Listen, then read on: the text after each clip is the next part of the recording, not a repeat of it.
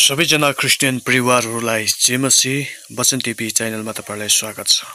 मेरो प्रियहरू, यस सुन्दर बिहानीमा तपाईँ कष्टमा हुनुहुन्छ, तपाईँ समस्यामा हुनुहुन्छ, तपाईँ प्रार्थना गर्नुहोस्। यस सुन्दर बिहानीमा प्रार्थना गर्नुहोस्, किनभने हन्नाको प्रार्थना सुन्नुहुने परमप्रभुले तपाईँको प्रार्थना पनि सुन्नुहुनेछ।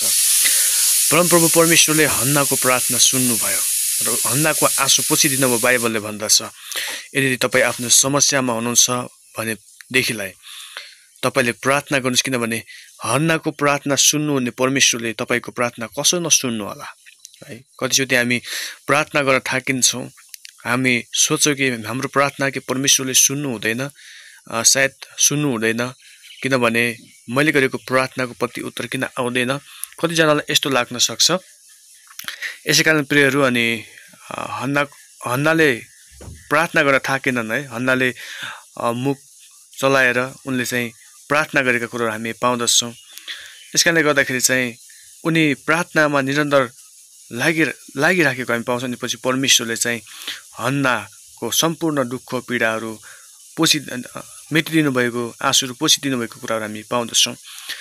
मेरो प्रियहरू, अनि त्यस्तै तपाईँको जीवनमा पनि असल दिनहरू आएको छैन, तपाईँको जीवनमा ठेस खाएको छ, पीडामा हुनुहुन्छ भनेदेखिलाई तपाईँले प्रार्थना गर्नुहोस्, किनभने हन्नाको प्रार्थना सुन्नुहुने परमेश्वर जिउँदो परमेश्वर हुनुहुन्छ। अनि उहाँले तपाईँको प्रार्थनालाई सुन्न चाहनुहुन्छ।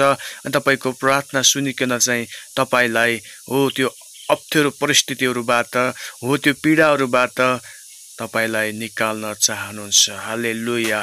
आजको दिन तपाईको दिन हो। आजको दिन तपाईको विजयको दिन हो।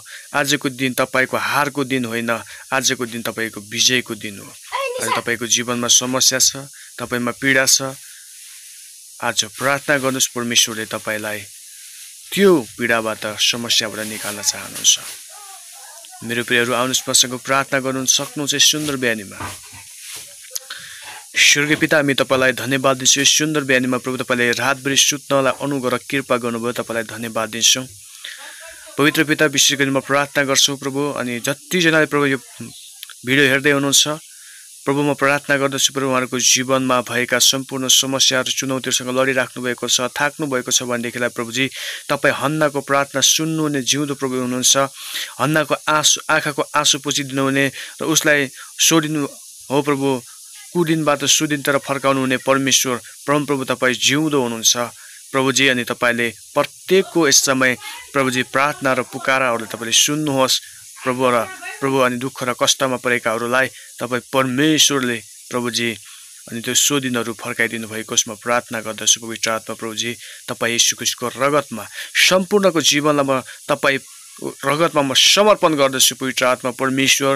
अनि म लगायत मेरो घर परिवार, मेरो सेवकाई सबै तपाईँको हातमा समर्पण गर्दछु स्वर्गीय पिता। अनि आजको दिन असल रहोस्, प्रत्येकलाई अनुग्रह कृपा गर्नुहोस्। धन्यवाद तपाईँको वचन अनुसार प्रभुजी, खुरन्दर लागि पर्ने विधवा चाहिँ प्रभुजी अनि प्रार्थनामा लागि पर्नलाई प्रत्येकलाई सहायता अनुग्रह गर्नुहोस्। धन्यवाद प्रभुजी। हन्नाको प्रार्थना सुने चाहिँ प्रभुजी प्रत्येकको प्रार्थनालाई सुनिदिनुहोस् र त्यो कष्टबाट, समस्याबाट, रोगबाट, पीडाबाट तपाईँ परमेश्वरले निकाल्नु भएको होस्। आज विजयको दिन तपाईँले दिँदै हुनुहुन्छ। धन्यवाद यीशुको नाउँमा, आमेन।